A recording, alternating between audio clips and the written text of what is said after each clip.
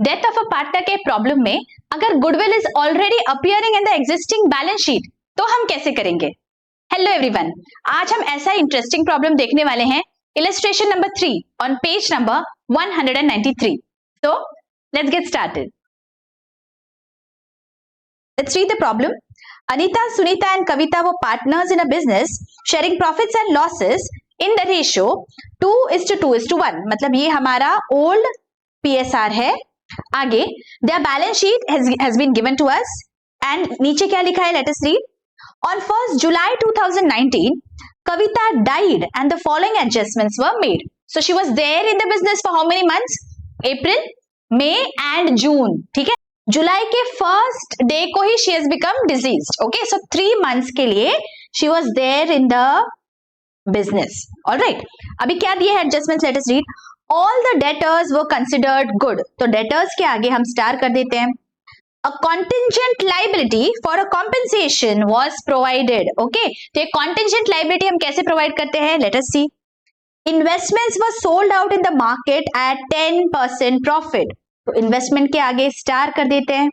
Next, loan was paid off. कौन सा loan है? देखो ये बैंक लोन है, ये हमने पे ऑफ कर दिया है. Next, land and building were depreciated by 800 and furniture by 1100. So furniture and land and building को हम स्टार कर देंगे. Goodwill of the firm was valued at 15,000 and it was to be raised in the books.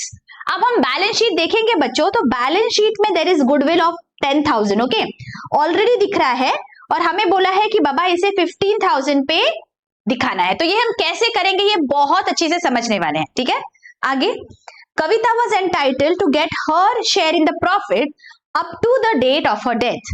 Profit for 1920 was estimated at 10,000. And last, amount due to Kavita's executors was paid by NEFT. मतलब bank से इसका हमने payment कर दिया है. हमें क्या दिखाना है? Revaluation account, partners capital account and balance sheet of the new firm. ठीक है, तो अब जब भी हमारे पास बैलेंस शीट पूछा जाता है, हम क्या करते हैं? एग्जिस्टिंग बैलेंस शीट के अमाउंट्स को हम पहले ट्रांसफर कर देंगे. So let us move to the asset side first. पहला क्या है? Plant and building 55,800 and investment 30,000. तो यहां पे हम लिख देंगे plant and building 55,800 and investments 30,000. Alright, आगे फर्नीचर 16,000 है. फर्नीचर भी इनर कॉलम में लिखेंगे बिकॉज फर्नीचर के आगे स्टार है. फर्नीचर 16,000. आगे डेटर्स 20,800 लेस RDD 800. तो डेटर्स 20,800 लेस RDD 800. ओके, आगे बैंक है 8,200. सो एज वी नो, हम बैंक के लिए अलग से वर्किंग नोट बनाते हैं, तो उस वर्किंग नोट में मैं ये लिख लेती हूँ 8,200. एंड आगे गुडविल 10,000. सो गुडविल हमारे बैलेंस शीट में दिखेगा, गुडविल 10,000.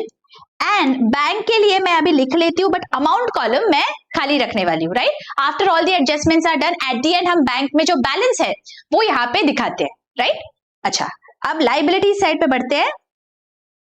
लाइबिलिटीज में देखो, सबसे पहले कैपिटल अकाउंट के बैलेंसेस है 40, 40 and 20.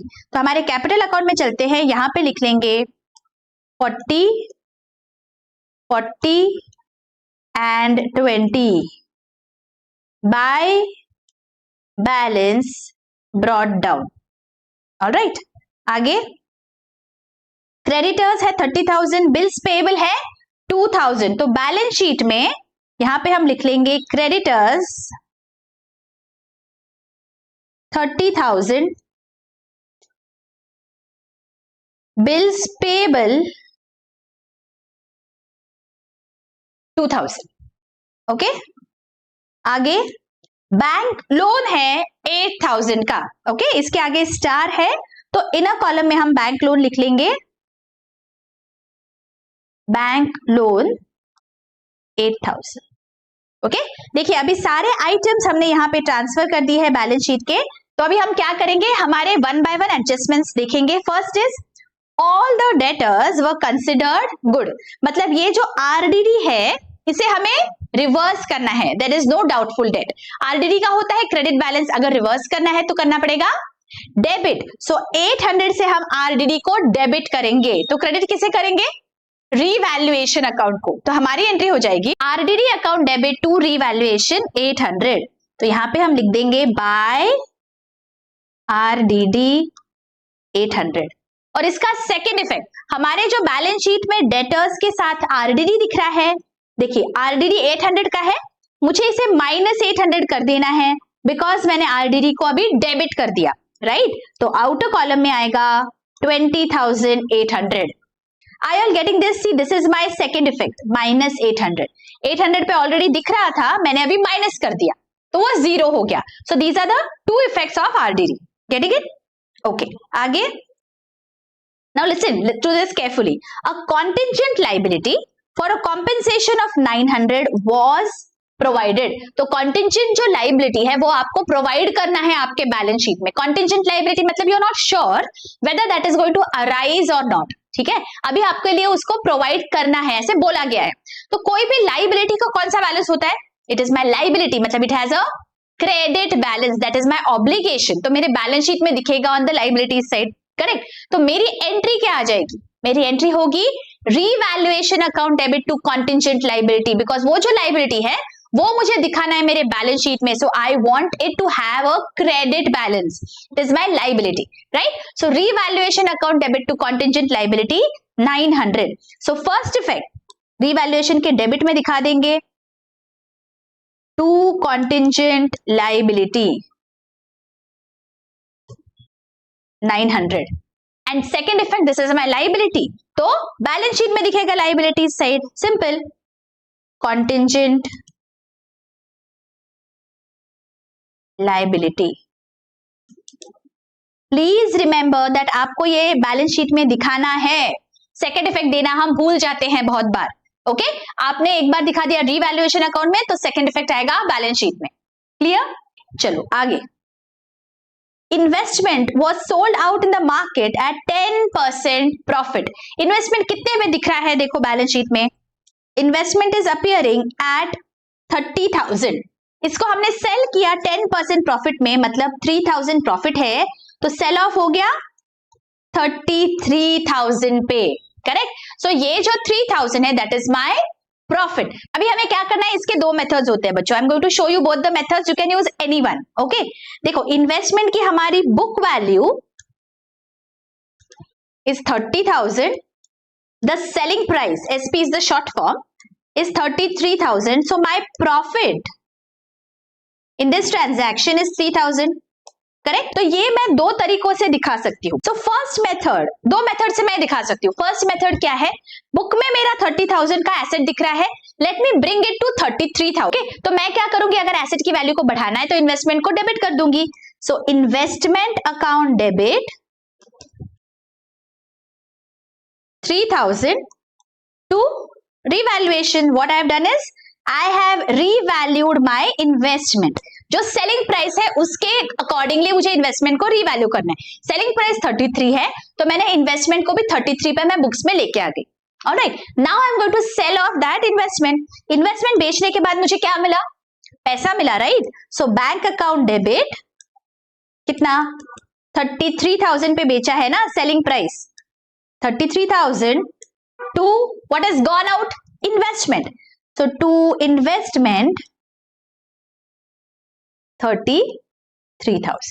This is the first method. यहां पे हमने क्या किया, जो भी हमारा एसेट है जो हमने सेल ऑफ किया है, जो भी सेलिंग प्राइस है उस पे हम उस एसेट की बुक वैल्यू को लेके आ जाते हैं and then we sell it, right. Now second method is, हमारे कितने पे एसेट दिख रहा है बुक्स में, दिख रहा है 30,000 पे, ओके। एसेट मैंने बेच दिया, अगर एसेट को बेचा है तो जीरो हो जाएगा ना एसेट का बैलेंस, तो जीरो करने के लिए मुझे क्या करना पड़ेगा, क्रेडिट करना पड़ेगा। सो मैं करूंगी to investment, amount is 30,000, that is the book value, right.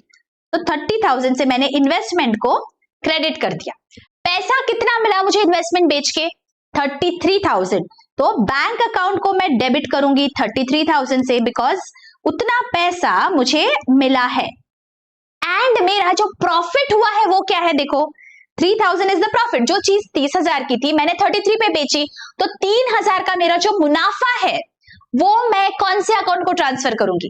Whenever I am doing reconstitution of partnership, तो जो भी मेरा प्रॉफिट होता है because of assets or liabilities, I'm going to transfer that to my revaluation account. तो यहां पे मैं लिख दूंगी to revaluation account 3,000.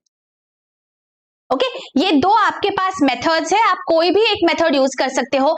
Eight the and effect is the same. कैसे? देखो, फर्स्ट मेथड में हमने क्या किया, जो बैंक है उसको डेबिट कर दिया 33 से। सेकेंड मेथड में भी देखो, बैंक को मैंने डेबिट किया है 33 से। फर्स्ट मेथड में रीवैल्यूएशन को क्रेडिट हुआ है 3,000 से, यहां पे भी रीवैल्यूएशन को क्रेडिट हुआ है 3,000 से। और दोनों भी मेथड्स में इन्वेस्टमेंट का बैलेंस जीरो हो जाएगा। देखो यहां पे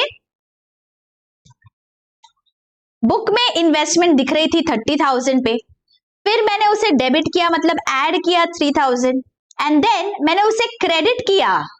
करेक्ट, क्रेडिट किया मतलब माइनस किया 33,000 से, तो इन्वेस्टमेंट की वैल्यू क्या हो गई? Zero.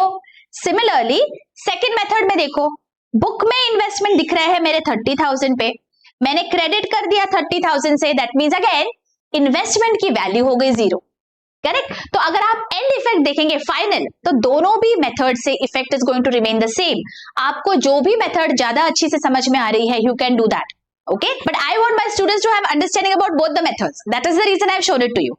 If you come across any other method, तो आपको ऐसे नहीं लगना चाहिए कि अरे ये तो पता ही नहीं है मुझे। Getting it? The effect is going to remain the same. Alright, तो अब हमें क्या करना है, हम रीवैल्यूएशन को क्रेडिट करेंगे 3,000 से। देखो यहाँ पे मैंने रीवैल्यूएशन को क्रेडिट किया है। So let us go to the revaluation account. यहाँ पे हम लिख देंगे by investment 3,000. ओके ओके, ये मैंने रीवैल्यूएशन को क्रेडिट कर दिया। सेकेंड इफेक्ट, मेरे बैंक को मुझे डेबिट करना है 33,000 से, तो मैं बैंक अकाउंट में चलती हूँ। मेरा जो वर्किंग नोट है वहां पे I am going to add 33,000 because वो पैसा मुझे मिला है इन्वेस्टमेंट बेच के, is it? And the last effect, investment को मुझे नलिफाई करना है, तो मेरे बैलेंस शीट में चलेंगे and here I am going to write down minus 30,000 by sold off, investment has been sold off, less sold off. आप ये नहीं दिखाएंगे तो भी चलेगा, आप directly if you don't write investment at all in the balance sheet then too it is okay, but this is just for your understanding कि हमारी जो जर्नल एंट्री है उसकी इफेक्ट्स हमने कहाँ दिए। पहला इफेक्ट हमने इन्वेस्टमेंट से जीरो कर दिया, सेकेंड इफेक्ट बैंक में हमें पैसा मिला है, एंड थर्ड इफेक्ट रीवैल्यूएशन में प्रॉफिट की फिगर हमने लिखी है। Getting it? Very very clear. इसी बात पे एक लाइक जरूर बनता है बच्चों, एक प्यारा सा कमेंट जरूर कर दीजिए। Your comments truly keep me motivated. Thank you so much. आगे, loan was paid off. Loan कितने पे दिख रहा है? देखो, loan is appearing in the liability side 8,000 पे। ये हमने पे कर दिया। लोन होता है मेरा लाइबिलिटी, क्रेडिट बैलेंस। जब मैं पे करूंगी तो उसे मैं डेबिट कर दूंगी, तो मेरी एंट्री आ जाएगी bank loan account debit to bank. मैंने पैसा दिया है, correct. So first entry will be bank loan debit, right. तो मेरा जो बैलेंस शीट में ये बैंक लोन दिख रहा है, मैंने इसे माइनस कर दिया outer column zero, less repaid. ये मैंने पे कर दिया, तो ये मेरा फर्स्ट इफेक्ट हुआ। सेकेंड इफेक्ट कहां जाएगा? पैसा बाहर गया है, तो वर्किंग नोट में जो मेरा बैंक बैलेंस है मैं वहां माइनस कर दूंगी 8,000 माइनस 8,000। I are getting? हमने एंट्री क्या पास की? Bank loan account debit to bank, तो इसीलिए ये बैंक लोन से माइनस हो गया, बिकॉज अब पेमेंट हो गया तो obviously there is no liability, और पैसा बिजनेस से बाहर गया तो मेरे बैंक अकाउंट से मैंने माइनस कर दिया। Getting it? ओके। आगे, land and building were depreciated by 800 and furniture by 1100। Land and building को 800 से डेप्रिसिएट किया, मतलब वैल्यू को कम किया है, तो लैंड एंड बिल्डिंग को क्रेडिट कर देंगे। So first effect, revaluation account debit to land and building 800, और सेकेंड इफेक्ट हमारी जो लैंड एंड बिल्डिंग दिख रही है यहाँ पे हम माइनस कर देंगे 800, outer column 55,000 less depreciation. Alright, आगे देखो यहाँ पे furniture has to be depreciated by 1100, तो फर्नीचर को 1100 से क्रेडिट हो जाएगा, तो हमारी एंट्री होगी revaluation account debit to furniture 1100। Okay, और फर्नीचर से हम माइनस कर देंगे, तो यहाँ पे माइनस 1100, 14,900 लेस डेप्रीसिएशन। ओके, अच्छा अब क्या बचा, goodwill of the firm was valued at 15,000, it has to be raised in the books. अब गुडविल ऑलरेडी दिख रहा है 10,000 पे, प्लीज रिमेंबर गुडविल दिख रहा है 10,000 पे, दिखाना है हमें 15,000 पे, मतलब कितने पे रेज करना बाकी है, ओनली 5,000। प्लीज रिमेंबर पूरे 15,000 से डेबिट नहीं करना है गुडविल को, ओनली 5,000, तो हमारी एंट्री हो जाएगी goodwill account debit 5,000। Okay, because 5,000 से रेस करना है। अब जब भी रेस करेंगे तो किसे क्रेडिट करेंगे, तीनों पार्टनर्स को, because this is the goodwill of the entire firm. तो हमारे जो तीनों पार्टनर्स है अनीता, सुनीता एंड कविता, इनको हम क्रेडिट कर देंगे। So to Anita, to Sunita and to Kavita, ठीक है। 5,000 को हम डिवाइड करेंगे प्रॉफिट शेयरिंग रेशो में, that is 2:2:1। See this is our profit sharing ratio, इसे हमें डिवाइड कर देना है, तो यहां पे आएगा 2,000, 2,000 एंड 1,000, राइट। तो इसका हमें इफेक्ट देना है। फर्स्ट इफेक्ट, गुडविल को डेबिट किया, तो बैलेंस शीट में ये जो गुडविल है यहाँ पे ऐड हो जाएगा 5,000, आउटर कॉलम 15,000। प्लीज रिमेंबर जो डिफरेंस था वही हमने रेज किया, ओनली 5,000, ठीक है। यहाँ पे लिखेंगे goodwill raised. And second effect, हमारे सारे जो पार्टनर्स है उनके अकाउंट में जाएंगे और क्रेडिट कर देंगे, तो यहां पे हमें लिखना है 2,000, 2,000, 1,000 बाय गुडविल। ओके, चलो next. Kavita was entitled to get her share in the profit up to the date of her death. Profit for 1920 was estimated at 10,000. Okay, तो हमें सिर्फ जो डिजीज्ड पार्टनर का शेयर ऑफ प्रॉफिट है वो हमें उसे क्रेडिट करना है। सो हमें क्या करना है, 10,000 is the profit that has been given, तो हम कैलकुलेट कर लेंगे। Profit is 10,000। कविता कितने महीनों तक थी हमारे बिजनेस में, for 3 months, and what is her profit sharing ratio, कविता's profit sharing ratio here is 1/5, ठीक है। She was there for 3 months, तो पहले तो इस प्रॉफिट को हम 3 months का प्रॉफिट कैलकुलेट कर लेंगे। So profit for 3 months will be 10,000 multiplied by 3/12, that gives us 2,500. This is the profit of the entire firm for 3 months. अब इसमें मुझे कविता का शेयर चाहिए, so कविता's share is 2,500 multiplied by her profit sharing ratio, that is 1/5. So this gives us 500. Okay, so this is the share of profit of the deceased partner. तो यहाँ पे हमारी entry क्या आ जाएगी, डिजीज पार्टनर के capital account को credit करेंगे बिकॉज ये प्रॉफिट का शेयर है, और डेबिट करेंगे profit and loss suspense account को। तो यहाँ पे हम क्रेडिट साइड पे जाएंगे पार्टनर के कैपिटल में, कविता के क्रेडिट साइड पे हम लिख देंगे 500 by profit and loss suspense account. और इसका सेकंड इफेक्ट, ये जो सस्पेंस अकाउंट है ये हमने क्रिएट किया, इसे डेबिट बैलेंस है, तो बैलेंस शीट के एसेट साइड पे यहां पे हमें दिखाना है profit and loss suspense, amount is 500। Is this very very clear, समझ में आ गया अच्छी से हमने क्या किया है? ओके, आगे amount due to Kavita's executors was paid by NEFT। अब जो भी अमाउंट ड्यू रहेगी एट द एंड हम एग्जीक्यूटर के लोन अकाउंट में ट्रांसफर करते हैं, राइट। हमें बोला गया है दैट ये जो है अकाउंट ये हमने सेटल कर दिया, हमें पेमेंट कर दिया है, ऑलराइट। लेकिन इसके लिए तो हमें फाइंड आउट करना पड़ेगा कि बैलेंस क्या है कविता के अकाउंट में। For finding out the balance first we have to ensure that सारे other accounts we have close. तो पहले रीवैल्यूएशन अकाउंट क्लोज करेंगे, उसका प्रॉफिट या लॉस डिस्ट्रीब्यूट कर देंगे एंड देन डिजीज पार्टनर का कैपिटल अकाउंट का बैलेंस फाइंड आउट करेंगे, ठीक है। तो रीवैल्यूएशन अकाउंट में चलते हैं। यहां पे what is the total of the debit and credit side. Credit side की टोटल है 3800, I am writing this down here. तो यहां पे मेरा प्रॉफिट आ रहा है 1000, I am going to transfer it to partners capital account. So to partners capital account, Anita, Sunita and Kavita. What is the ratio? 2:2:1। तो ये अमाउंट्स आएंगी 400, 400 एंड 200। इसका सेकेंड इफेक्ट पार्टनर्स के कैपिटल अकाउंट में, तो यहां पे हम लिख लेंगे 400, 400 and 200 by revaluation account. Okay, अब जो डिजीज पार्टनर है उसका अकाउंट क्लोज करते हैं। डिजीज पार्टनर में डेबिट साइड पे कुछ भी नहीं है, देखो।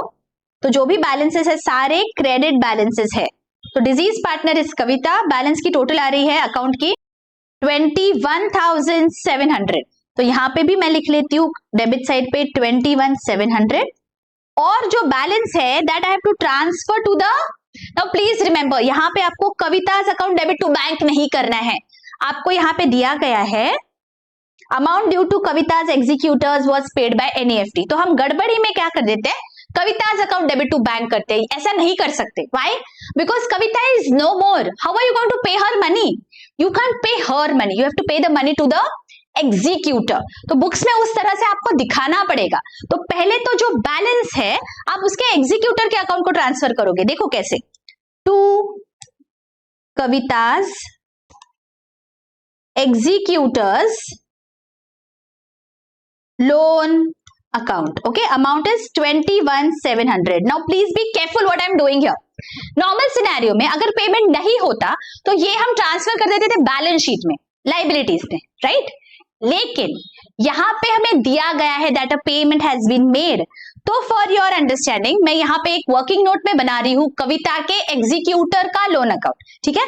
वर्किंग नोट में I am going to write down, see this is executors loan account. This is just for your understanding, okay.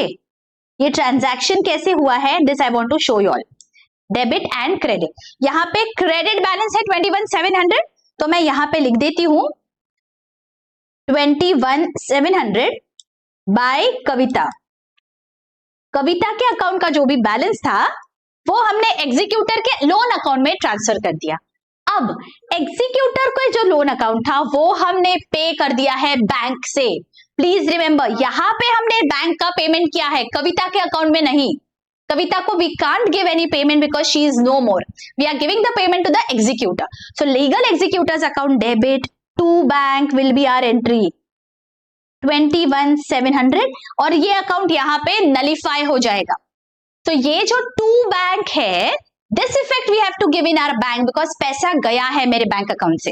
सो मैं माइनस कर दूंगी मेरे वर्किंग नोट में, यहां पे I am going to write down -21,700। Please don't forget, okay, because ये payment हुआ है तो पैसा बिजनेस से बाहर गया तो हमारे वर्किंग नोट में इफेक्ट आएगा। और सेकंड इफेक्ट क्या हुआ, ये जो लीगल एग्जीक्यूटर था वो लाइबिलिटी थी मेरी बिजनेस की, but because I have paid it becomes zero now. तो मेरे बैलेंस शीट पे अभी लीगल एग्जीक्यूटर का अकाउंट नहीं दिखेगा, it has been settled. Is this very very clear हमने क्या किया? Okay, now we have to close the remaining partners accounts as well. So let us find out the balances. This is 42,400. ये भी 42,400 है। Debit side पे there are no amounts. So this is 42,400, 42,400.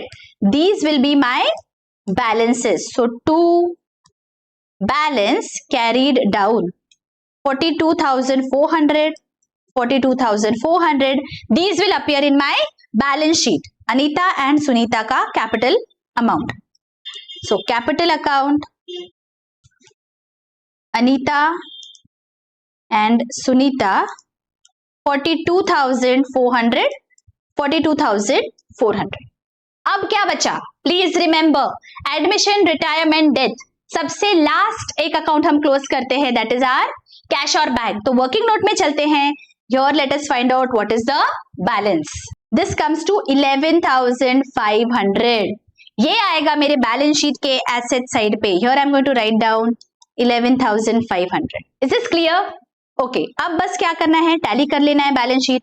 Let us see what is the total. 1,17,700. 1,17,700.